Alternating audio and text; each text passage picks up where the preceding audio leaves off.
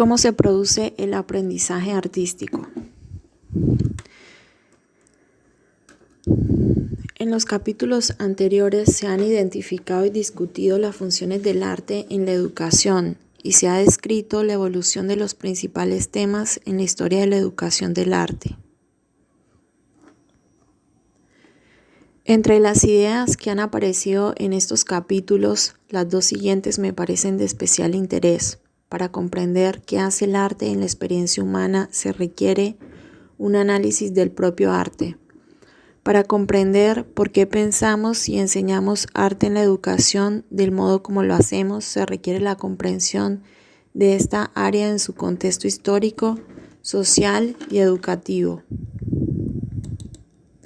Pero una vez comprendidos estos aspectos de la educación de arte, quedará todavía por determinar cómo pueden hacerse vívidas las contribuciones del arte en la escuela.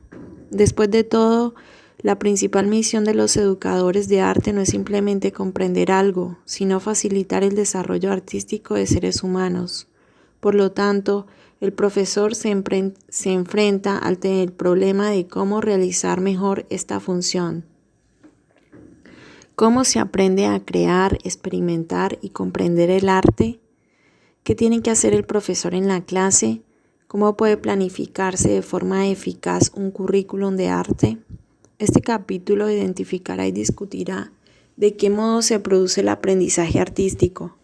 Los siguientes capítulos abordarán en qué medida la enseñanza y la organización del currículum influye en este aprendizaje.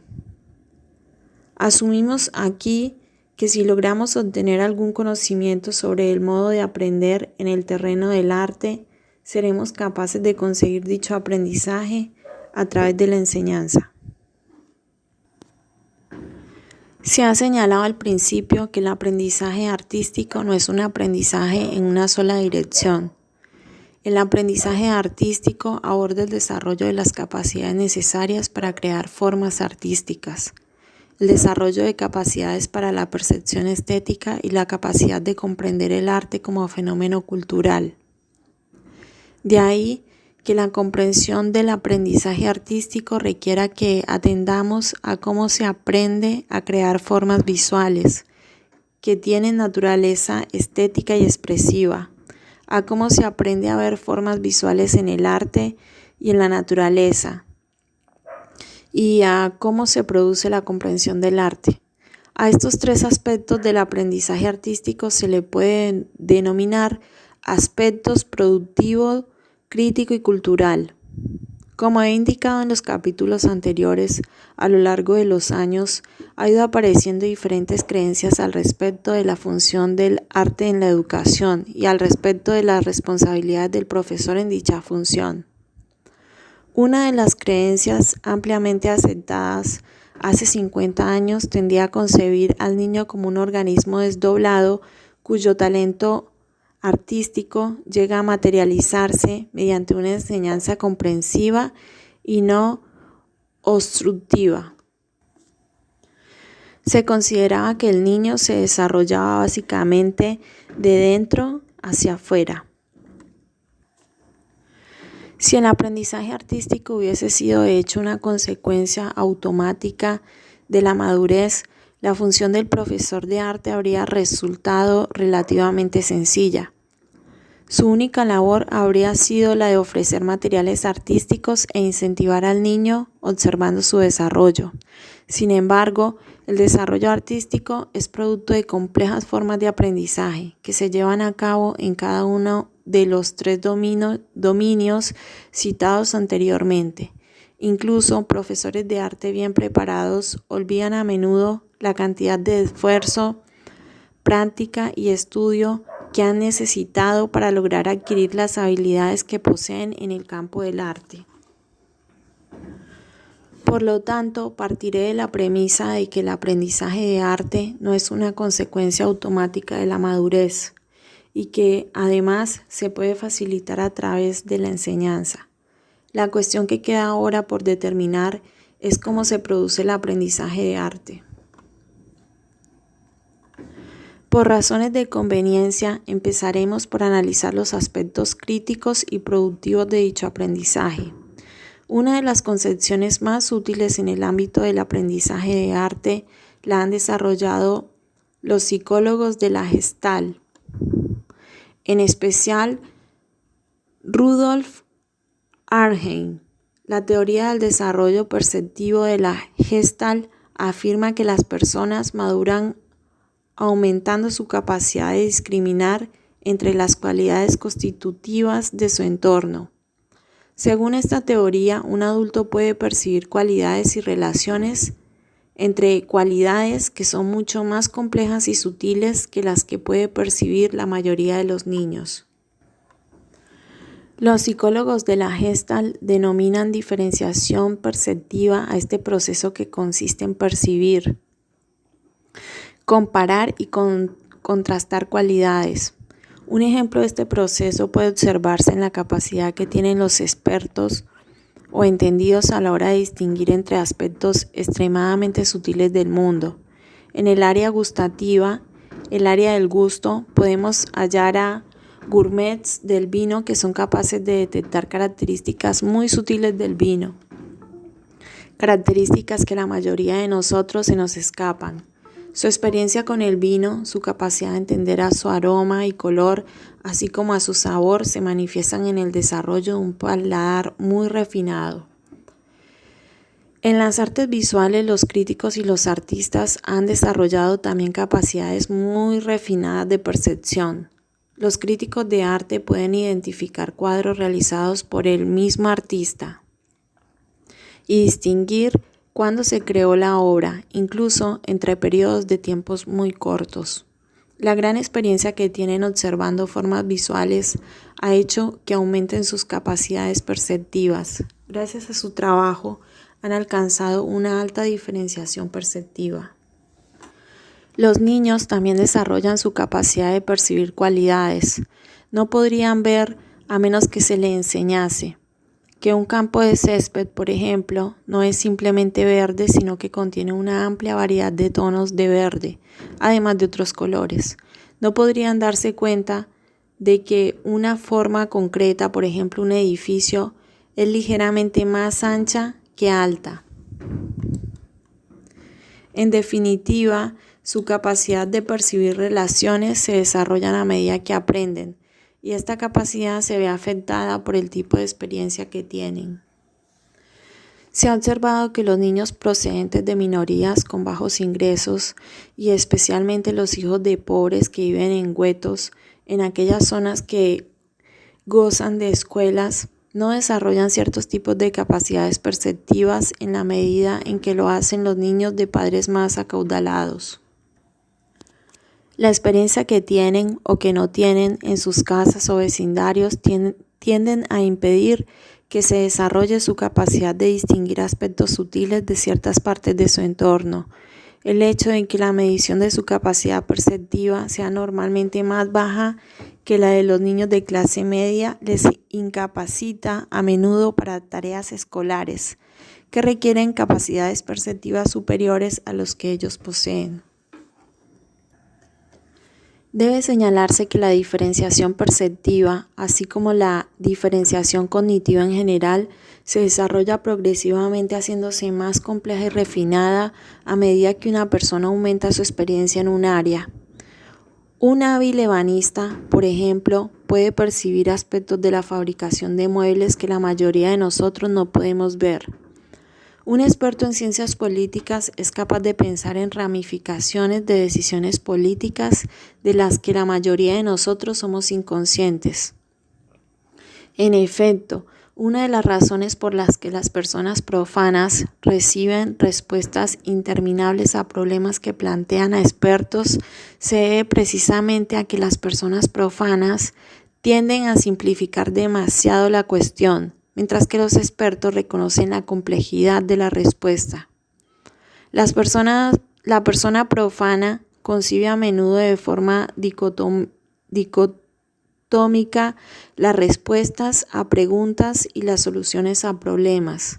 El experto, la persona con diferenciación perceptual y cognitiva en un campo concreto, ve la continuidad.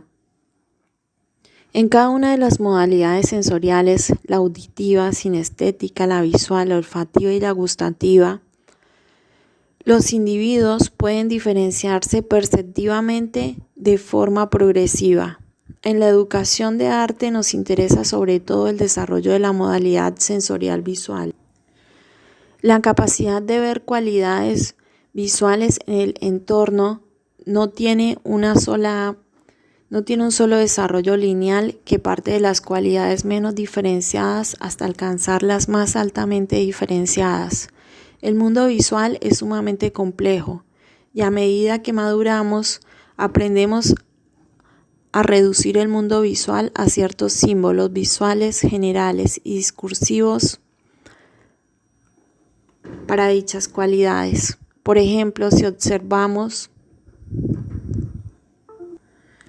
cuidadosamente la forma y el color de un árbol, veríamos una forma tridimensional muy compleja y una amplia gama de formas, texturas, tonos, intensidades. Normalmente no nos tomamos el tiempo necesario para observar un árbol de esta manera. La esencia de una percepción consiste en ser selectiva. La estructura de referencia que utilizamos en el momento de observar un árbol afecta nuestra percepción y en consecuencia determina lo que vemos. Pero además, el color y la forma del árbol se generalizan a partir de los numerosos árboles particulares que hemos visto.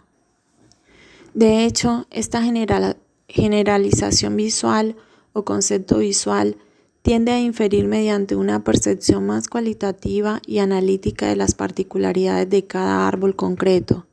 De forma similar, pese a que cuando vemos un hombre situado bajo una luz azul, de hecho nos parece azul, nuestro conocimiento de su color verdadero interfiere en nuestra conciencia de las cualidades visuales que su figura muestra en ese momento. A estas interferencias que emanan de lo que hemos aprendido a esperar de ciertos fenómenos se las denomina constancias visuales. Estas constancias reemplazan lo que vemos por lo que sabemos mediante la sustitución de las cualidades concretas que hallamos en un momento y un lugar concreto, por las generalizaciones visuales o estereotipos perceptivos que hemos desarrollado a través del aprendizaje perceptivo. La adquisición de constancias visuales es extremadamente útil para la vida diaria. Normalmente vemos las cosas de forma instrumental, esto es, con frecuencia vemos objetos antes de ser capaces de reconocerlos, clasificarlos o utilizarlos. Utilizamos las cualidades que percibimos en el mundo como apuntes con los que realizar las cosas que queremos realizar. En el contexto de la vida práctica, sería inadecuado gastar buena parte del tiempo y el esfuerzo atendiendo a las motrices de las cualidades. En la mayoría de contextos de la vida diaria, esta atención no tendría función alguna. En definitiva, las constancias visuales son, en muchos marcos, habilidades funcionales que nos permiten continuar con nuestras tareas. Sin embargo, en el campo de las artes visuales es preciso organizar estas constancias visuales a fin de ver de qué manera está organizado el mundo visual. Es preciso organizarlas porque a menudo interfieren en nuestra percepción estética del mundo visual. Para ayudar a organizar estas constancias visuales, los artistas utilizan algunas veces mecanismos como el de extender el brazo sosteniendo un lápiz en la mano, mecanismos utilizado para medir visualmente las formas que están observando. Otras veces miran a través de plantillas de cartón para estructurar el área que desean observar. Las constancias visuales no son los únicos mecanismos cognitivos que afectan a la percepción visual. El dominio de diversas estructuras cognitivas, de estructuras de referencia o de conjuntos afectan también profundamente a todo cuanto percibimos en un campo visual. Lo que hacemos en una situación concreta depende en buena medida no solo de las características objetivas de dicha situación, sino también de lo que aportamos a la situación bajo la forma de nuestras necesidades inmediatas y de la historia de nuestra vida pasada. Si, por ejemplo, estuviésemos cruzando un gran puente, podríamos atender a él en tanto que monumento del genio constructor del hombre, en tanto que ejemplo de la conquista de la naturaleza por el hombre, en tanto que símbolo de valor económico o en tanto que forma visual colocada ante un fondo de cielo y montañas. Cada una de estas 4 estructuras de referencia dirige la atención a aspectos distintos del puente, y cada una de ellas ofrece al individuo un modo concreto de otorgar significado a dicho puente. El impacto que tienen las diferentes estructuras de referencia sobre un mismo fenómeno queda perfectamente ilustrado por los comentarios que realizaron un ministro, un agente de negocios inmobiliarios y un ganadero al situarse ante un acantilado que dominaba sobre el Gran Cañón. Tras unos momentos de observación, el ministro afirmó: «¡Qué gran regalo de Dios!». El agente de negocios inmobiliarios musitó: «¡Qué fantástico lugar para construir moteles!». Y el ganadero exclamó: «¡Qué lugar infernal para perder una vaca!». Cada uno de esos hombres vio el Gran Cañón de forma diferente. La experiencia que cada uno de ellos tuvo estuvo afectada por la estructura de referencia que cada cual aportó a la situación. Si pensamos en la estructura de referencia como plantillas a través de las cuales los hombres observamos el mundo, veremos que cada plantilla ofrece sus propias ventanas al mundo, que cada una de ellas admite cierta luz y cierra la percepción a diversas áreas.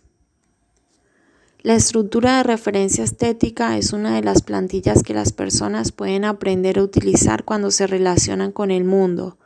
Con una estructura de referencia estética se concibe el mundo en relación a su estructura formal y a su contenido expresivo.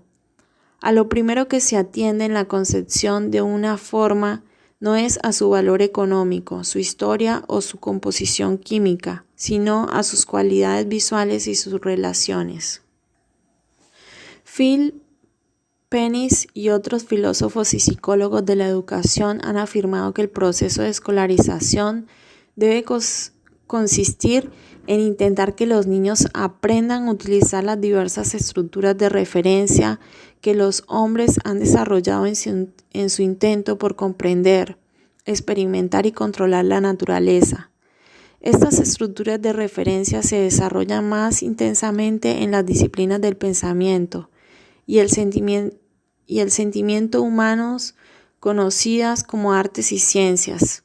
Según el sistema de referencia de Pennis, al respecto del currículo escolar, se debería intentar que los niños adquiriesen las herramientas de las diferentes disciplinas que se les enseñaría a utilizar para que adquiriesen sentido de la experiencia. La adquisición de estas diversas disciplinas, como la disciplina del arte, no se consigue de forma automática. Debe aprenderse cada una de ellas.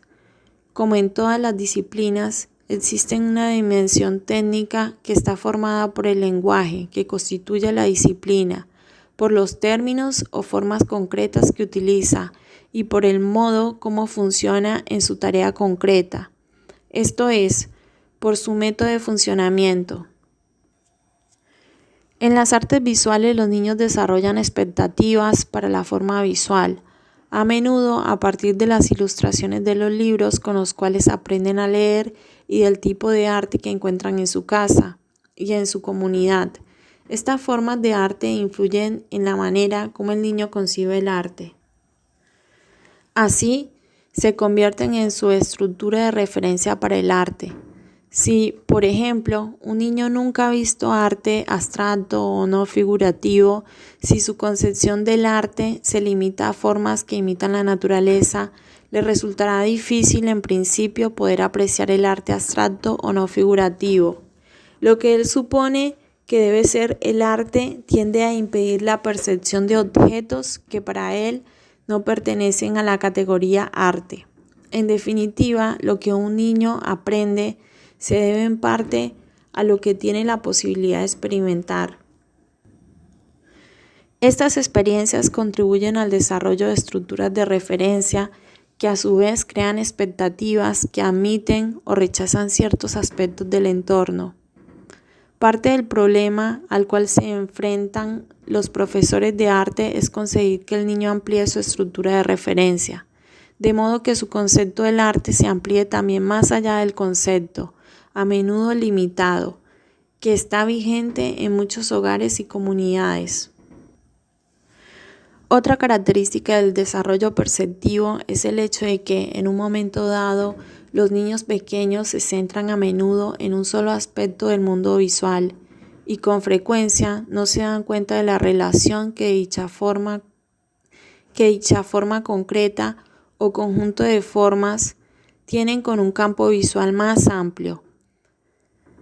Piaget denomina a este proceso centralización. Esto es la tendencia a centrarse en formas concretas o en aspectos de la forma sin relacionar dicho aspecto con un campo mayor. Piaget denomina al proceso contrario descentralización, pero la capacidad de percibir relaciones de formas concretas con campos complejos de la forma es crucial en las artes.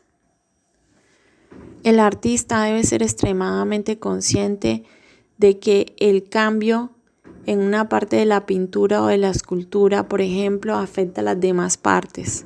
No ser consciente de la interacción entre las formas supone impedir la consecución de una forma total y unificada en la cual las cualidades componentes parezcan tener consistencia. Así, cuando una persona desarrolla habilidades como artista, es capaz de abordar las decisiones sobre las formas que utiliza dentro de un campo visual en relación a otras formas que ya ha desarrollado o va a desarrollar. Su pensamiento y sentimientos al respecto de las cualidades son relaciones, y las cualidades del campo visual como totalidad se convierten en el criterio a partir del cual se toman decisiones sobre formas concretas. Las personas cuyas habilidades perceptivas no están desarrolladas tienden a centrarse en una sola forma en cada momento. A la hora de decorar una sala, por ejemplo, seleccionan artículos individuales, artículos que en sí mismos podrían ser muy bonitos, pero que no encajan con relación a los demás. El desarrollo perceptivo en el arte o en las tareas relacionadas con el arte se pone de manifiesto mediante la capacidad individual de ver relaciones visuales complejas. En lugar de una visión focal, se desarrolla la visión contextual. Resulta interesante observar que la capacidad de ver y comprender relaciones entre fenómenos es lo que normalmente llamamos haber desarrollado un sentido de la madurez o de la perspectiva. El niño no ve ni comprende, o no verá ni comprenderá la amplia gama de consecuencias que tienen ciertas acciones. Mientras que se supone que es estadista, es quien está más capacitado para hacerlo. En efecto, esto es lo que cabe esperar de un estadista. Hasta aquí he descrito el concepto de diferenciación perceptiva y he indicado que la capacidad de diferenciar perceptualmente formas visuales puede facilitarse a través de la experiencia. Puede decirse que una de las principales aportaciones del campo de la educación de artes es la de ayudar a que las personas aprendan a ver cualidades que normalmente escapan a su atención. También he indicado que no solo aprendemos a ver a través de la experiencia y del aprendizaje, sino que ciertos tipos de experiencia tienden a dificultar la capacidad de percibir el mundo en ciertos sentidos. La estructura de referencia, el conjunto mental o la expectativa que aportamos a un hallazgo afectan profundamente a lo que hacemos con la experiencia que tenemos. Las expectativas funcionan como constancias perceptivas que a menudo interfieren en nuestra percepción de las relaciones visuales. En dichos casos, lo que sabemos desplaza a lo que podemos ver. Por esta razón, algunos artistas, especialmente los estudiantes de una escuela de arte, utilizan muletas visuales que les ayudan a superar estas constancias. Uno de estos mecanismos consiste en sujetar un lápiz o un bolígrafo con el brazo extendido. Otro es realizar una plantilla con papel o cartulina. Sin embargo, la percepción de cualidades visuales al servicio de la experiencia estética no se consigue con la mera observación de las relaciones visuales en un sentido estrictamente formal.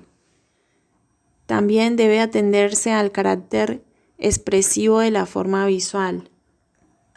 Con el término carácter expresivo aludo a la cualidad vital, la capacidad de sentimiento que provoca el objeto visual. Lo que no debemos olvidar a la hora de analizar las diferencias entre las obras es que todas las formas visuales tienen cierto carácter expresivo. Los psicólogos llaman a estas características cualidades isonómicas.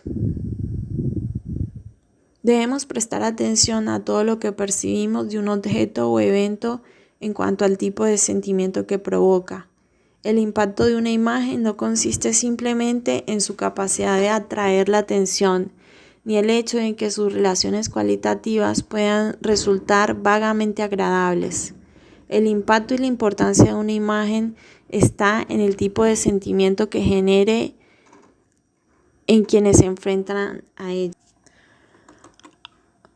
Arnhem ha señalado, y creo que hasta cierto punto de forma adecuada, que la expresión es el principal contenido de la percepción. Con esto quiero decir que antes de que un individuo perciba la forma analítica, percibe el carácter expresivo de la forma visual y por lo tanto experimenta la naturaleza sensible del objeto mediante su percepción. Justifica esta hipótesis afirmando que la necesidad. El texto continúa, pero las páginas que nos dieron para leer terminan aquí.